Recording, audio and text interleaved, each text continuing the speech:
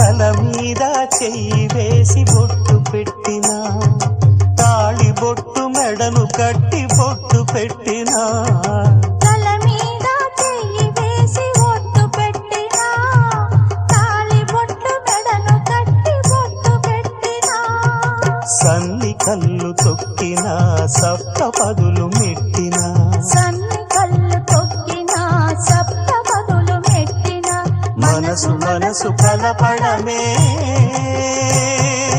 మంత్రం పరమార్థం. శ్రీరస్తు శుభమస్తు, శ్రీరస్తు శుభమస్తు.